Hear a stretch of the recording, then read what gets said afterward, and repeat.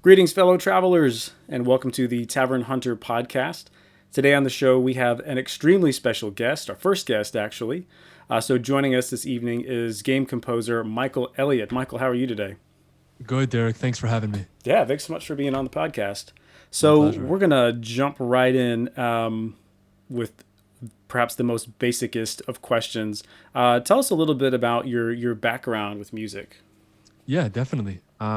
So I don't have like a any sort of real background with music. I never had lessons. I had a teacher for violin in my early 20s.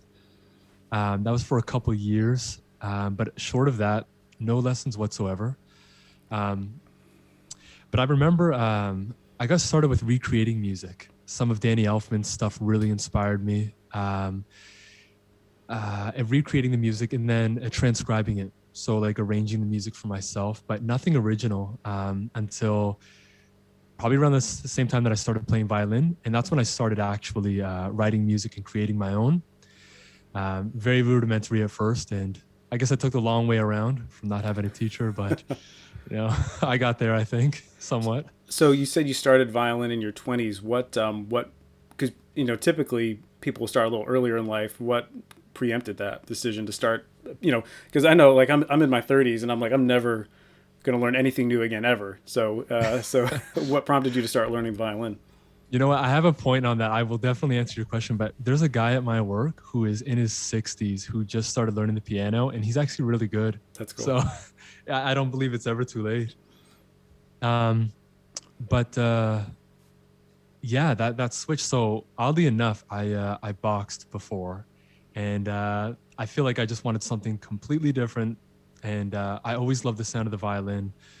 Plus, I think Final Fantasy 15 had come around that time, and the track Somnus that plays at that main menu, it's like unbelievably beautiful. So I wanted to. That was one of the big pushers towards getting me playing the violin. That was kind of it. So I threw away the boxing gloves and picked up the violin. I swear, in like one day, I had given away my boxing gloves and purchased the violin. So Oh, that's very interesting. And yeah, um, I like that your music career kind of came out of your gaming habit, so to speak. So you oh mentioned Final definitely. Fantasy. What are some of the other game soundtracks that influenced you either as a musician or as a composer? Oh, you know what, the biggest, I'm glad you asked this one. The biggest influence that I had, biggest inspiration that I had was the Shadow of Colossus soundtrack. You played that, I imagine? Yeah. I have, yeah, that game. I never thought I could have an emotional experience with a game until I played that. So it's still Yes, it's still today definitely top three all time games for me. absolutely. And for me, it's number one. I do feel that it's the greatest soundtrack, period. I don't know if that's a popular opinion, but between the soundtrack and the game, just the way that the entire experience made you feel, that was one of the big pushes that got me into it as well. Um, Other than that, I don't know if you've heard the Octopath Traveler music. I've only played the demo, so I didn't pay a whole lot of attention to the soundtrack, Yeah. but I'm at least a little bit familiar. Okay. Yeah. So that composer, Yasunori Nishiki, I think his name is, young guy. It was like his first ever solo soundtrack that he had done on his own, from what I understand. And the music is just so incredible. All the themes are so like honest. They feel so legitimate. Um, And then I guess another big one for me would be the Skyrim soundtrack, Jeremy Soule. Pretty much anything from Jeremy Soule, actually. That's cool. Yeah. Yeah. So the way I found your work was through my perpetual hunt on YouTube and other sources for tavern music, and Yeah. so that's where I discovered "Traveler's Respite," which is just really an excellent song. I think it really captures the tavern vibe, Thanks, man. and it sounds really good too. It sounds extremely professional. So, what is your setup like? Do you play a lot of live instruments? Is it mostly synths, or what is your?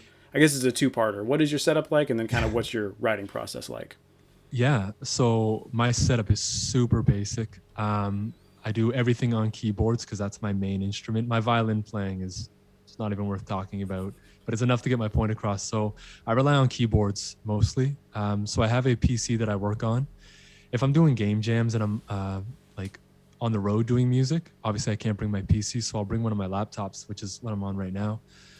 But yeah, a couple monitors. I've got the Complete Control 61, which was a gift for Christmas time, and that thing is it's amazing. I love it. And I've also got the Nord Piano 3, which is as far as keyboards go, it's as good as it gets without having like an actual piano in front of you. So So that's sorry to interrupt, but for the yeah. uninitiated among our listeners, including myself, what is the Complete Control? Is that like your input, or is that a keyboard? What is that? Yeah. So that is a MIDI keyboard. Okay. Basically, it plugs in and it makes no sound of its own, but I can control all the virtual instruments and synths and stuff. I can control all that through that keyboard. Very cool.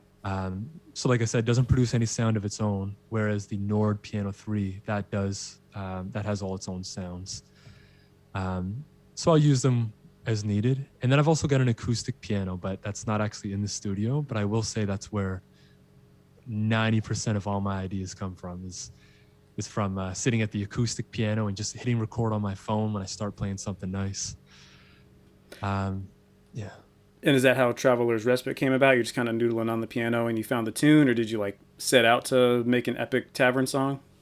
Yeah, that's exactly what I did. I set out to make that. I don't know what the inspiration was in that exact moment. Maybe I was playing a little Skyrim or something like that. But I remember I had a new VST and it was a nylon guitar. And I also have a nylon guitar. So I think I was plucking around a little bit. My playing was really bad. So I just loaded the instrument on my keyboard and started playing it like that. And that's kind of how it came to be. It started with that nylon guitar that the track begins with, and it persists through most of it until the second part where it picks up. Yeah. And yeah, so you said Skyrim was a bit of an inspiration. That makes a lot of sense. I'm actually kind of new to Skyrim myself, but I specifically started playing it in part to experience the taverns. So I could definitely see your song happening at one of these the taverns, especially with the ambience you created with like the crackling fire and all that kind of stuff. Yeah. Thank So you. yeah, with the what's the Ragnar? Yeah, I could hear that your song coming in after a rendition of Ragnar the Red. Um, Yeah. so with regards to the ambient videos that goes with it, what's kind of your process for creating those videos that accompany your songs? Yeah. So it's pretty simple. A while back, I had an idea that I wanted to create like an entire soundscape where like just a story would be told simply through audio. And although I never fully fleshed out that idea, I always liked the idea of having some sort of sound effect in behind the music. So Traveler's Respite, like that, that has the crackling fire. I have another one on my channel called Solitude that has like wind blowing. And yeah, that's kind of how it starts. And then I'll find, or maybe even before that, I'll find artwork that I find really inspires me. So the artwork that I originally wanted for Traveler's Respite was actually taken for another tavern video, which you probably have heard. And that's the one that I wanted. Oh, sorry. What were you? I was trying to go back in my brain and see, kind of rattling through all the many tavern videos I've seen, but there's probably too many. So, but I'm sure I could spot it. Do you know what? I'll send it to you after we're done here, and I know you'll recognize it. But yeah, so I'll find artwork. I'll get sound effects. I'll get the music going, and then once all that's fleshed together, I use FL Studio, which a lot of people will kind of laugh at, but I'm super used to it, and it's what I prefer to use. So I actually make my videos in FL Studio. That's where the effects and stuff come from. For titles, I'll punch that exported video over to DaVinci, and inside DaVinci, that's where I'll put in the titles and the fades and stuff like that. And yeah, that's pretty much it. Yeah, well, it's working. Thank you. So you talked about some of your background with Shadow of the Colossus, Final Fantasy, and some other RPGs. So whether from a game or literature or movie or anything like that, what would be one of your favorite inns or taverns? Because I know, at least for me, that's part of the appeal of talking about and writing about the fantasy tavern and things like that. It's just the cozy vibe and, being able to go somewhere in your imagination. Absolutely, So yeah. with that in mind, what are some of your favorite inns or taverns from games or from other media? That's a really tough question. I don't know if I've ever kept track of the names. Yeah. um, but Skyrim. I don't know how much you've played of it, but Skyrim has so many good inns, and I think there's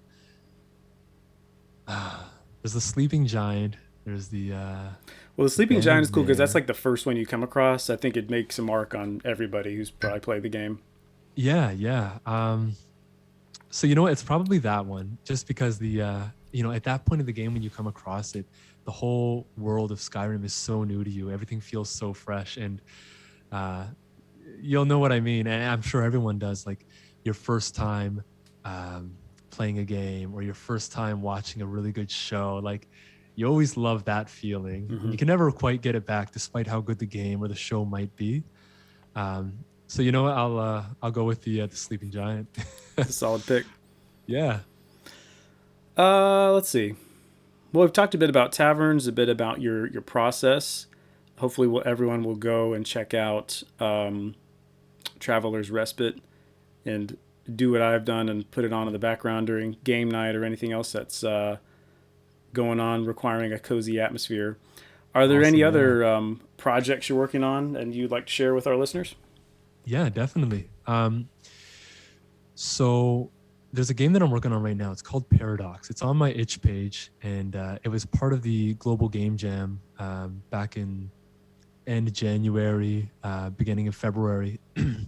And are you familiar with game jams? I am, but go ahead and explain it anyway because I've never thought about it from the musical point of view. I always just think about it as people like making games over a shorter period of time. So I kind of love to hear more about that from the point of view of a composer. Yeah, definitely. So the way this one worked, because with the whole COVID situation, everything was remote.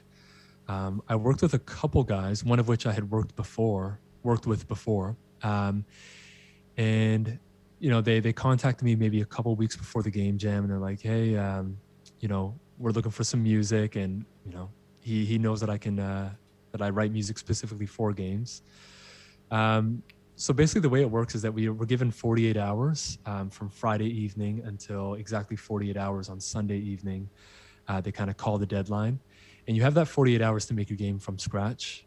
Um, I mean, some people would reuse scripts and stuff like that, so you're not building everything completely from scratch. But essentially, the game is made start to finish within that 48 hours. From the composer's standpoint, I honestly, I really like having those time constraints, because if you told me that I had to write a piece of music in the next 6 months, I would probably start it in 5.5 months.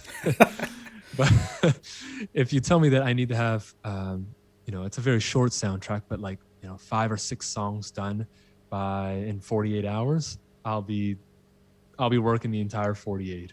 So how does that? Um, So do they have the idea going in, and then like as soon as the gunshot goes off, like you have time to write, or do they like email you once it starts and they have the idea and be like, yo, we need some epic fantasy music or we need some like sci-fi music? How does that work? yeah. So do you know what? It actually goes both ways. For this one, we actually had a pretty decent plan for Paradox. Pretty decent plan for that one. But there's another game called Appealing Personality, which is a banana dating simulator that I worked on. And that sounds crazy, but actually, Jacksepticeye, he actually did a review on it. It actually blew up somehow. Um, but that kind of came through at the very last minute. They're like, okay, we're changing the plan. We're going to make a banana dating simulator, and we need some crazy music for it. And I was like, oh my God, what am I going to do?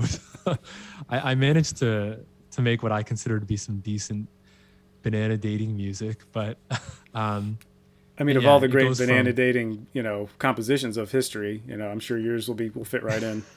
that's a big genre. um, so yeah, it goes from the paradox where you have the best plan, everything's ready to go, and I can kind of actually get started on my music beforehand, just kind of get some ideas fleshed out, all the way to the appealing personality where I've got maybe like 24 hours to get everything together, and it changes halfway through. So yeah, sometimes it pans out though, like that game did. Right. So what's where is Paradox and what's kind of the next step? Is there a place we can check it out? Definitely. So I have an itch page. I guess we could like throw a link to the itch page on the video, whatever you want. But yeah, it's unfinished right now. There is a playable demo of it where you get to play through one of our puzzles. The puzzle's pretty tricky.